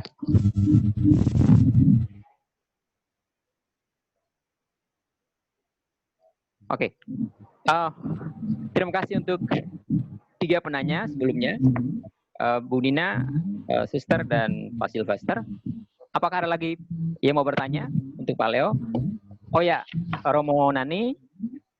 1, silakan Romo Nani. Oke. Pak Leo, Pak Bill, Pak John, para Suster. Ya Pak. Romo. Selamat sore, selamat malam. Ada 2 hal yang ingin saya sampaikan sama Pak Leo.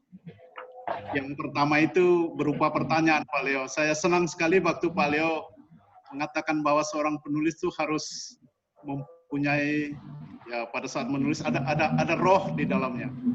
Dan yang saya tangkap adalah kalau kita menulis tentang sesuatu atau menulis tentang seseorang, kita mesti mempunyai keterlibatan, mesti ada hati di situ, terlibat di situ. Nah, saya ingin bertanya, kan di situ lalu unsur subjektivitas itu barangkali tidak terhindarkan ya Pak Leo. Benar.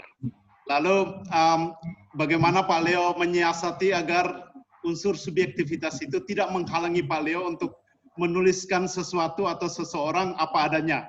Justru misalnya membantu Pak Leo untuk mempertajam pena penulisan Pak Leo mengenai kekuatan-kekuatan seseorang itu. Itu pertanyaan saya. Itu hal yang pertama Pak Leo. Yang kedua, saya mau menggunakan kesempatan ini untuk mengucapkan terima kasih sama Pak Leo. Pertama kali saya bertemu Pak Leo dengan ini media ini. Saya ingin sekali bertemu Pak Leo, tapi baru kali ini bisa berbincang-bincang dengan Pak Leo. Saya ucapkan terima kasih karena saya juga dikirimi buku tentang Prof. Maramis oleh Pak Leo, dan saya baca, lalu saya sampaikan isinya sama anak-anak. Sayang sekali ada satu anak pinjam dan dia bawa ke rumah. Ya mungkin. Lalu akhir-akhir ini Pak Leo, Pak Bill, dan teman-teman di Warta Flabomora terlibat dalam pelatihan penulisan pada anak-anak seminaris secara tidak langsung dengan keterlibatan Warta Flabomora dan penyediaan ruang untuk anak-anak muda dari NTT untuk merasul lewat karya tulisan. Pada kesempatan ini saya ingin mengucapkan banyak sekali terima kasih. Itu saja. Terima kasih. Oke. Terima kasih Romo. Luar biasa. Satu pertanyaan, yang kedua apresiasi. Kita masih simpan pertanyaan di Pak Sylvester karena ada 2 pertanyaan tadi. Ada lagi yang mau bertanya selain Romo? Oh iya, yang menggunakan Oppo. Oke, silakan. Oppo F11 Pro. Pak Sony ya? Pak Sony. Oh ya, Pak Sony ya.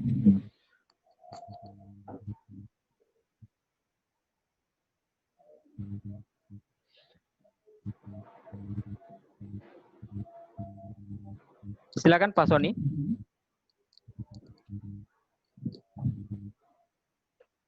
Pak Sony.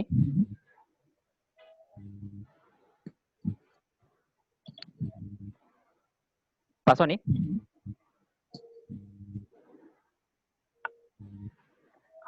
Oke.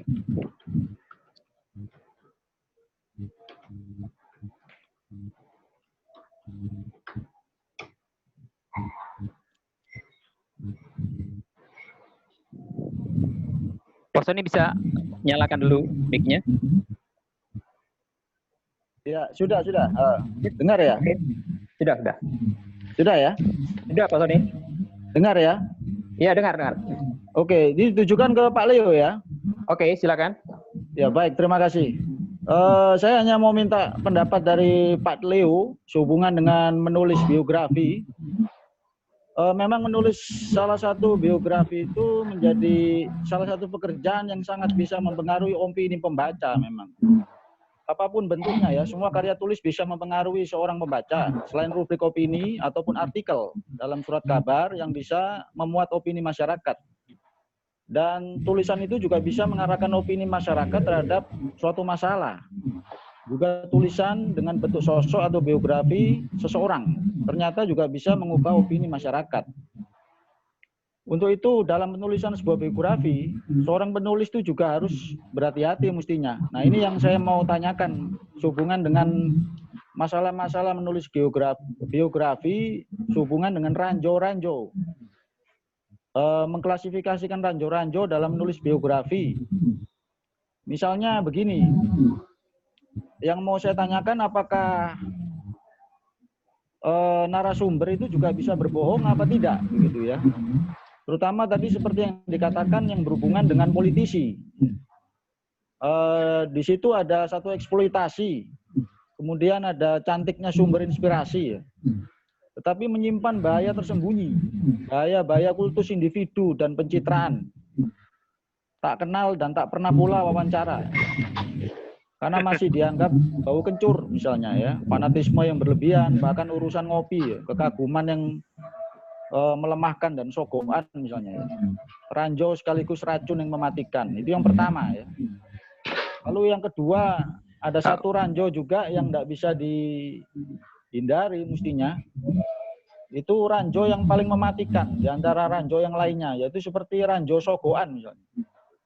Jadi narasumber menulis biografi tapi dengan sogoan.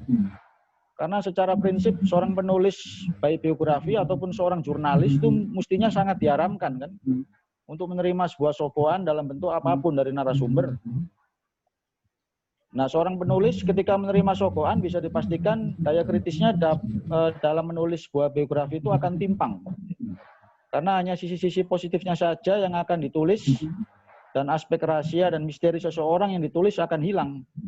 Karena sudah kemakan ranjau sogoan itu. Nah, kira-kira bagi Pak Leo, bagaimana pendapatnya soal ini? Terima kasih. Oke.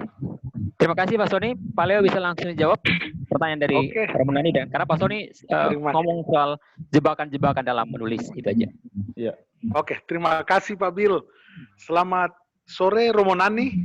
Senang sekali bisa bertemu walaupun lewat media ini. Sebelum saya jawab, saya lebih dulu mau apresiasi Romonani ini luar biasa. Karena di seminari Mataloko itu saya sejauh yang saya ketahui melalui Warta Flobamora, karena kami kan masuk ke berbagai sekolah, seminari Mataloko ini SMA menurut saya SMA terbaik di NTT saat ini dalam hal literasi.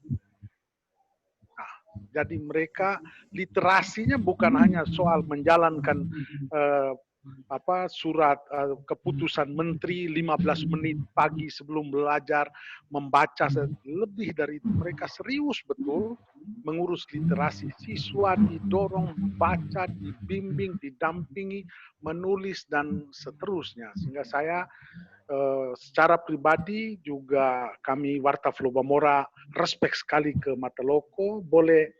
Bapak Ibu boleh tahu bahwa setiap bulan, setiap edisi para siswa seminari Mataloko membeli 100 eksemplar majalah Warta Flobamora, bukan dari seminari yang beli, mereka bayar dengan mereka punya uang saku. Itu hanya mungkin terjadi karena punya kesadaran soal pentingnya literasi. Dan kesadaran itu muncul tidak mungkin lepas dari bagaimana pembina mereka antara lain Romonani mengedukasi para siswa. Profesiat Romonani, saya bayangkan bahwa 10-20 tahun lagi muncul banyak jurnalis hebat, penulis hebat dari seminari Mataloko. Tapi jangan sampai mereka tidak mau jadi imam ya. Kalaupun memang tidak jadi imam ya seperti Bill dan Pak John lah mereka. Oke. Kepada pertanyaan Romonani, benar Romo. Jadi memang ada godaan bagi penulis untuk terjebak dalam subjektivitas. Apalagi saya wawancara itu lama. Prof. Maramis ini orang tua umur 90 tahun, saya wawancara 4 jam non-stop. Itu pernah terjadi. Sedangkan yang 1 jam, 2 jam udah biasa. Berkali-kali kita wawancara. Prof. Sunaryadi yang umur 83 tahun, saya wawancara 6 jam non-stop, dan itu terjadi berkali-kali hanya untuk menggali. Dan kedekatan itu menjebak kita pada subjektivitas karena kita akan terlibat secara emosi.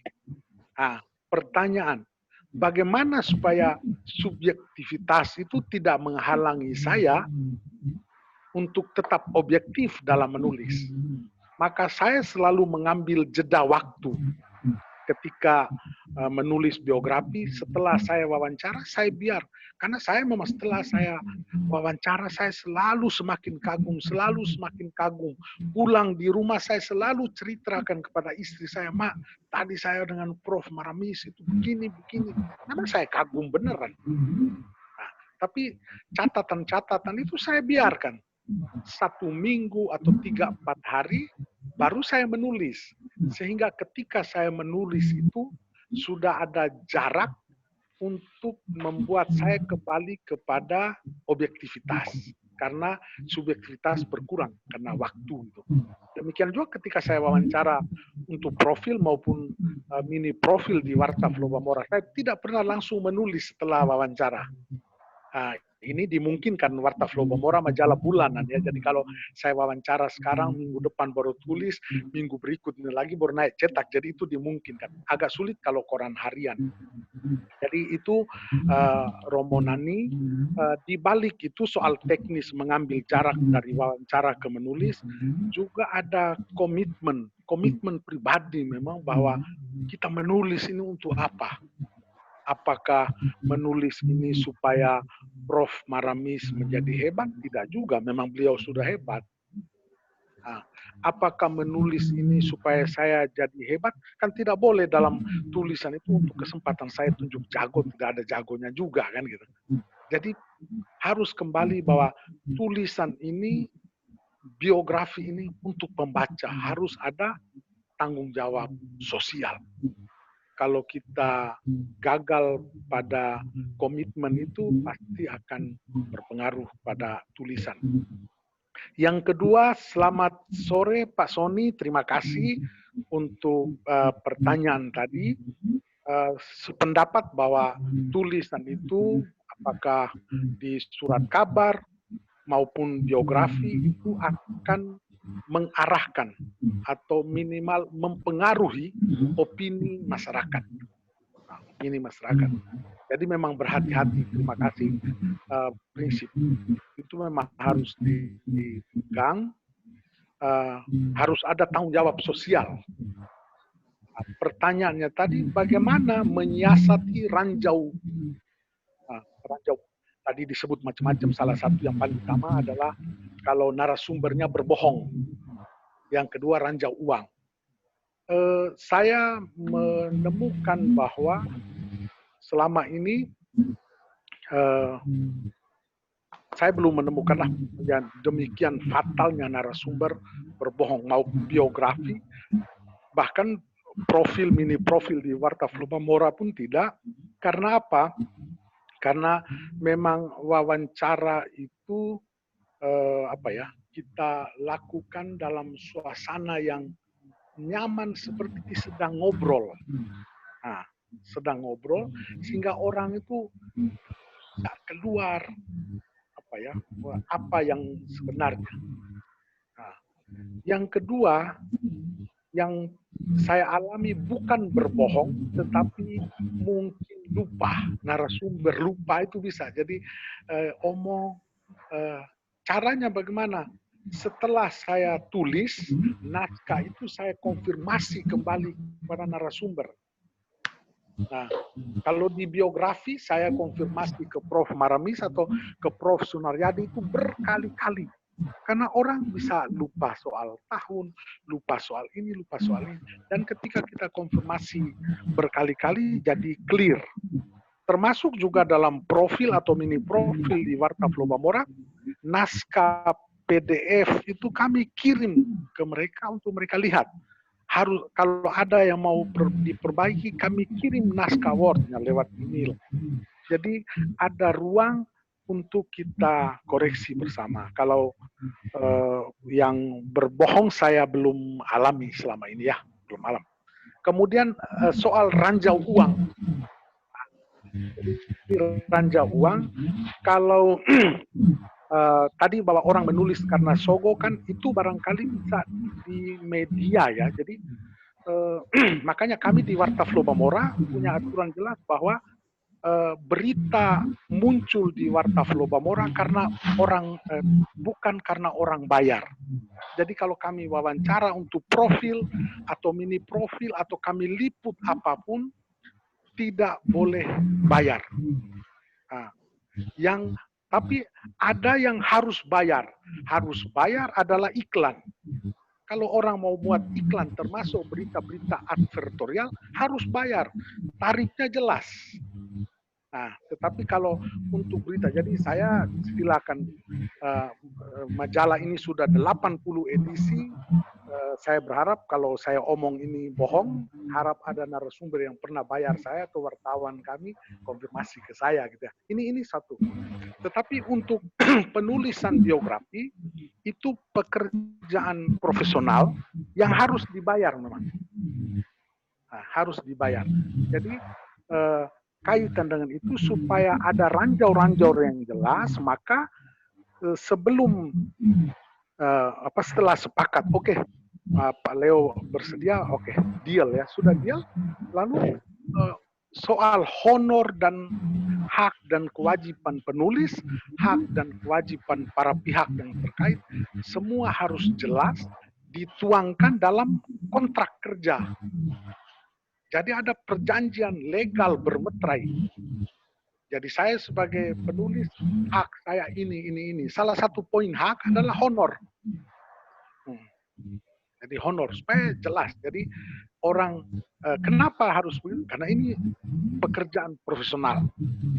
Nah, pekerjaan profesional. Jadi soal ranjau uang saya dapat beri gambaran begitu. Bisa jadi kalau di majalah, bisa jadi ya. Pak Leo kalau dimuat ini nanti saya adalah ini ya. Kalau yang itu malah kalau ada yang buat itu di Warta Floromora itu saya langsung blacklist memang.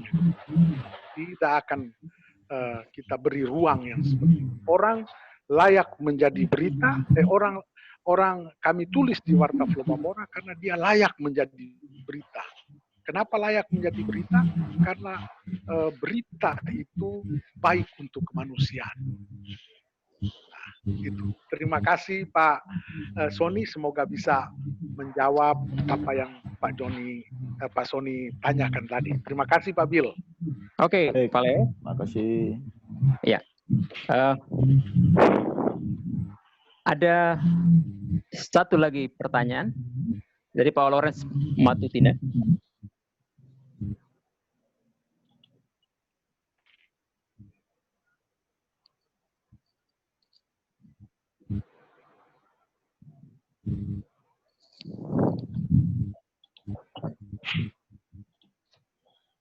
Pak Lawrence.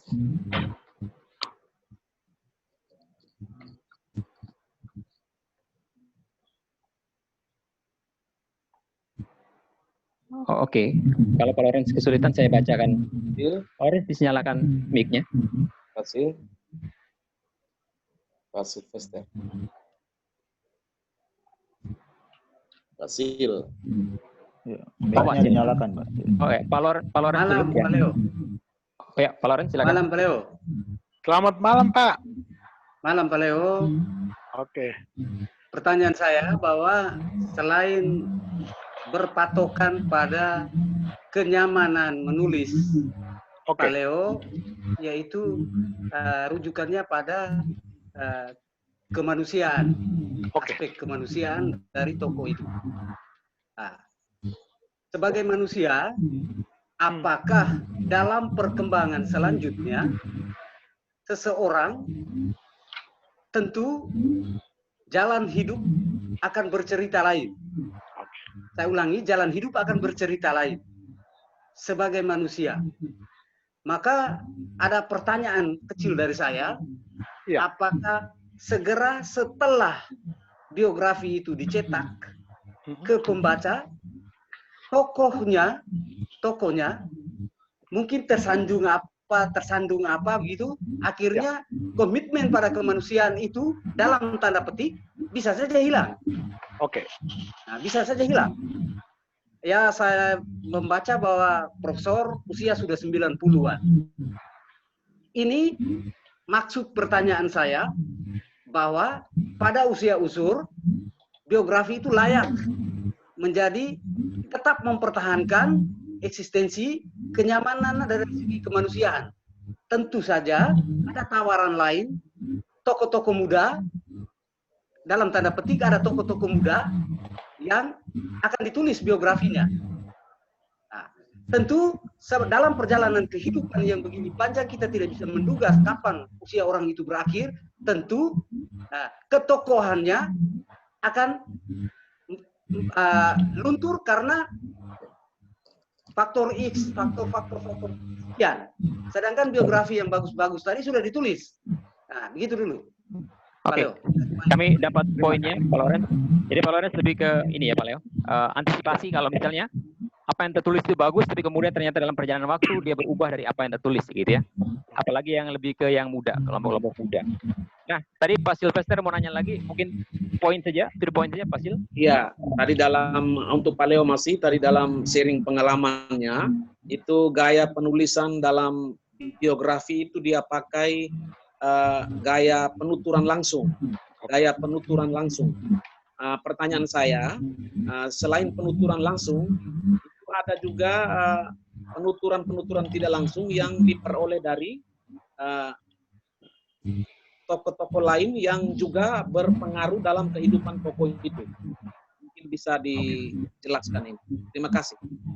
Oke, terima kasih Pak Sil. Pak Leo, kurang lebih waktunya ya 7 menit lah Pak Leo. Oke, terima kasih Pak Biro. Ya, selamat sore Pak Lorenz Matutina.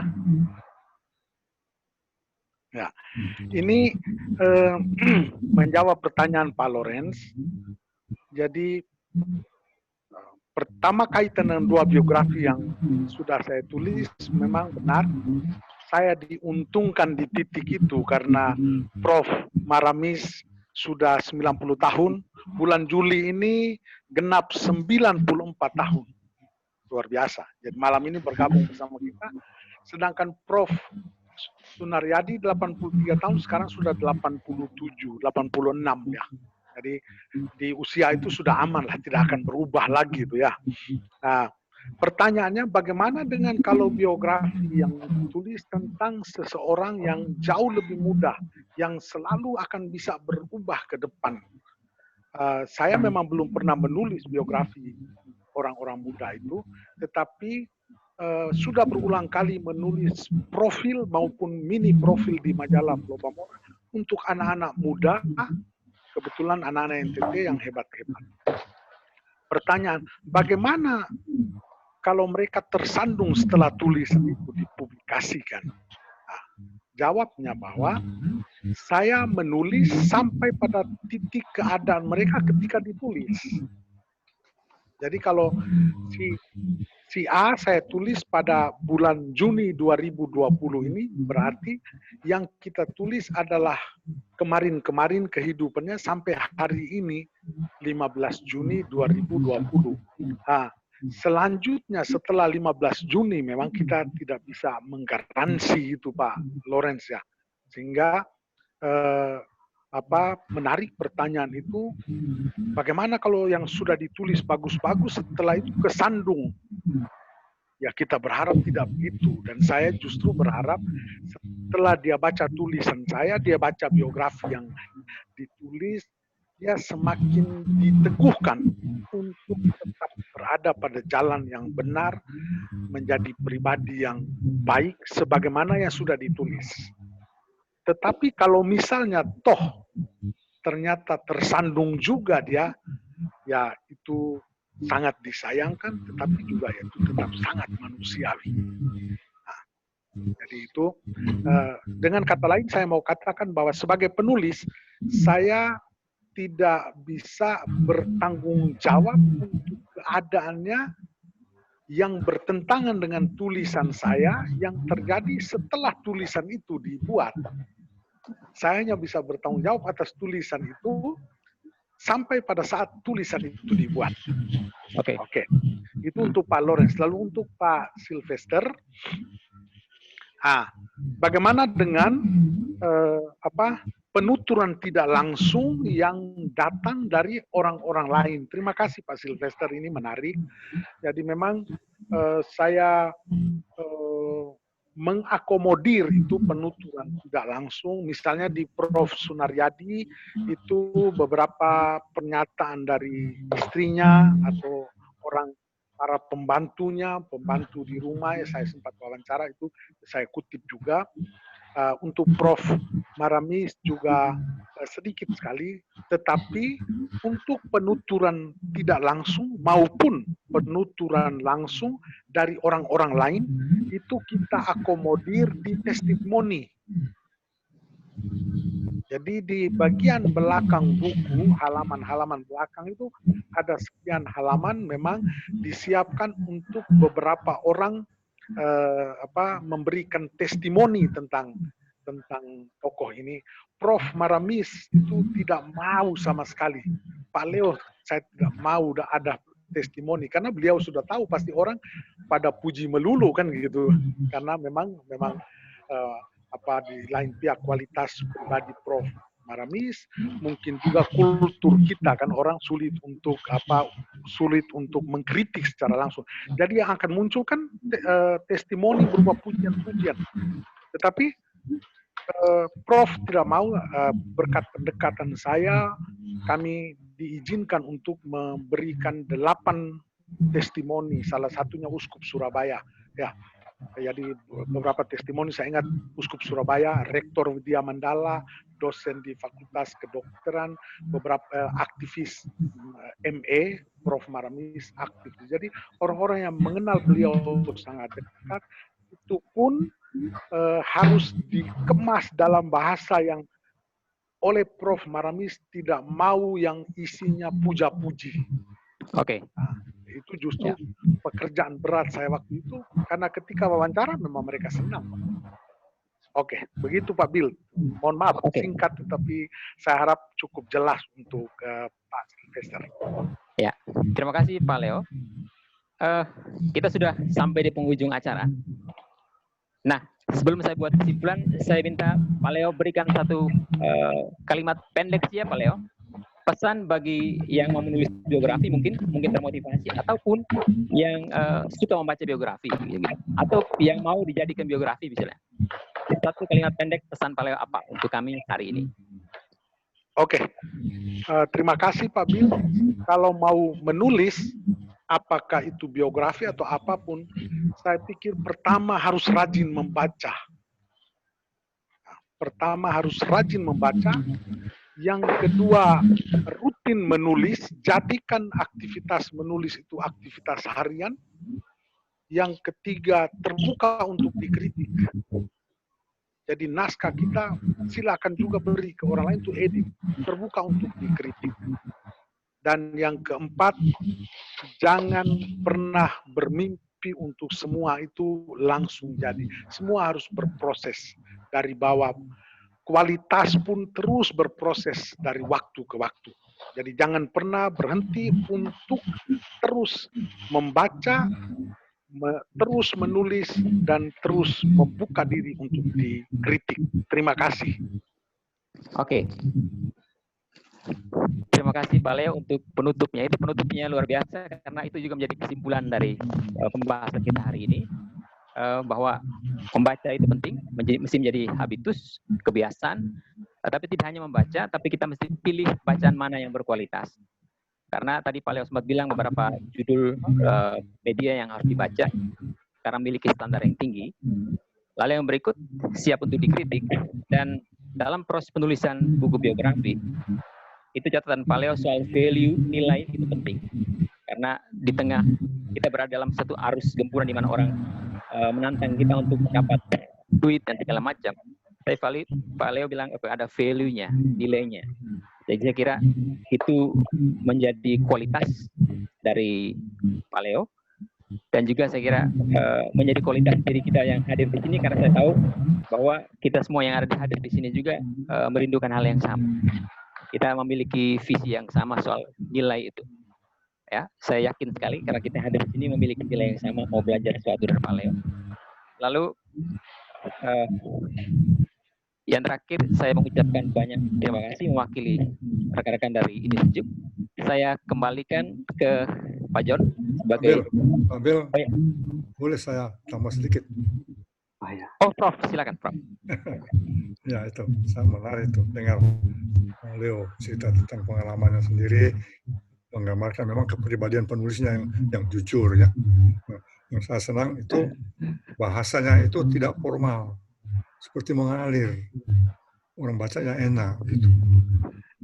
Itu satu ya, Mario, mengalir. Terima kasih, Prof. Tadi maaf, komputer saya tadi out sebentar, saya tidak dengar itu mengenai. Ini Bu Nina tanya mengenai judulnya. Itu bagaimana? Pak Leo sudah ceritanya tadi. Bagaimana judulnya begitu ya? Sudah. Ya. Oh sudah ya. Sampai itu dari ilhamnya Pak Leo itu ya. Kalau saya bilang itu menulis bukan saja rentetan kejadian yang hebat-hebat dari orang yang ditulis ya, tapi bagaimana perjalanan hidupnya. Dan manusia itu bio, psiko, sosio, kultural, spiritual, ada 5 dimensi. Lantas, wah itu dia manusia dalam 5 dimensi. Nah, itu mulai begitu ya paling betulnya. Benar, Prof. Benar, Prof. Terima kasih. Ya, itu dari judulnya begitu. Nah, jadi yang tulisnya mengalir dan bukan untuk hanya rentetan kejadian hidupnya yang menonjol, tapi apa yang dia alami dan juga mungkin di luar apa yang dikerjakan dalam pendidikan, dalam berrelasi, dalam berkomunikasi, dalam komunitas MA. Nah itu yang saya kira banyak pembaca suka. Makanya yang mendorong saya untuk menulis biografi itu yang saya tidak mau, seperti mau menonjolkan diri. Tapi kalau orang lain tulis, nggak mau. Nah itu kejadian dan bukan rentetan kejadian, tapi ya bagaimana Pak Yo? Ada peristiwa-peristiwa lain yang saya cerita ya. Ya. Saya ingin tanya, kalau menulis orang tapi bukan biografi tapi dari cerita-cerita orang lain, itu bukan biografi ya, apa namanya itu? Sejarah biografi. Lebih kepada itu karena tidak berkomunikasi langsung dengan yang cuma dengan orang lain ya. Tapi mungkin kalau biar biografi mungkin untuk apakah betul dia tidak berbohong, tadi sudah ditanya tuh, bisa cek pada orang lain apa betul itu. Ya. Oke. Ya. Iya, Prof. Terima kasih banyak Prof. Maramis. Terima kasih Pak Bill, Pak Leo dan saudara-saudara semua sudah bergabung dalam pertemuan webinar ini ya. Kita belajar banyak dari Pak Leo. Terima kasih. Iya, Prof. Terima kasih, Prof. Ya. Oke. Terima kasih untuk kita semua. Lalu, sorry, saya perlu infokan lagi sebelum saya tutup yang ini. Ada pertanyaan dari owner, soal ada namanya owner, suster mungkin ya. Itu soal tantangan menulis dan bagaimana menghadapi tantangan tersebut. Saya kira Pak Leo sudah banyak bercerita soal itu tadi. Teman-teman tentang itu, tantangan tadi banyak juga pertanyaan tentang itu. Saya berharap jawaban-jawaban itu sudah cukup menjawab. Nanti bisa kami akan kirimkan di grup kita, itu nomor kontak Pak Leo. Bisa bertanya lebih jauh ke Pak Leo untuk hal ini. Ya, saya kembalikan ke Pak John. Oke, baik Pak Dil, Romo, Bapak, Ibu, Suster, tidak terasa 2 jam lebih, 2 jam 7 menit, kita bincang-bincang bersama Bapak Leo Larantukan tentang bagaimana menulis biografi. Terima kasih banyak Bapak Leo Larantukan. Terima kasih Pak John. Dari sharing dan diskusinya ini membangkitkan imajinasi kami tentang bagaimana menulis biografi yang baik. Saya dan juga mewakili komunitas kelompok Ide Sejuk ini mengucapkan banyak terima kasih untuk partisipasi Bapak dan Ibu, Romo, Suster dalam acara sederhana ini. Untuk Romo Nani, terima kasih banyak, Suster, Prof. Maramis, dan juga Ibu Bapak yang tidak saya sebut satu persatu di forum ini. Semoga ada hal yang bermanfaat yang bisa kita petik dan kita bawa pulang dari kegiatan bincang-bincang sederhana ini. Sebelum menutup, sebagai informasi untuk kita semua, tadi ada pertanyaan dari Pak Romi, kalau boleh ada kegiatan diskusi, mengira bahwa kegiatan ini adalah bedah buku. Ke depan ada satu forum diskusi yang mau kami gelar, kami akan membedah buku Pater Fritz, ya, Kasut Lusuh, yang akan diterbitkan dalam waktu dekat. Saya kira soal informasi waktu nanti akan kami informasikan melalui email atau melalui nomor telepon yang sudah kami daftar, sudah kami pegang. Oke, saya kira itu saja. Terima kasih banyak. Mohon maaf jika ada kesalahan atau kekurangan dalam diskusi singkat ini. Semoga kita semua tetap sehat dan dilindungi oleh Yang Maha Kuasa. Selamat malam. Selamat malam. Amin. Kita foto dulu ya, Pak John. Foto dulu ya. Oke. Screenshot. Oke. Ya. foto dulu, penting tuh. Oh iya ya. Kita nyalakan semua videonya, nyalakan video semua, lalu nanti host yang screenshot. Oh ya. Ada foto ya? Ya, Prof, kita foto, Prof. Foto, Bro. Screenshot. 1, 2, 3.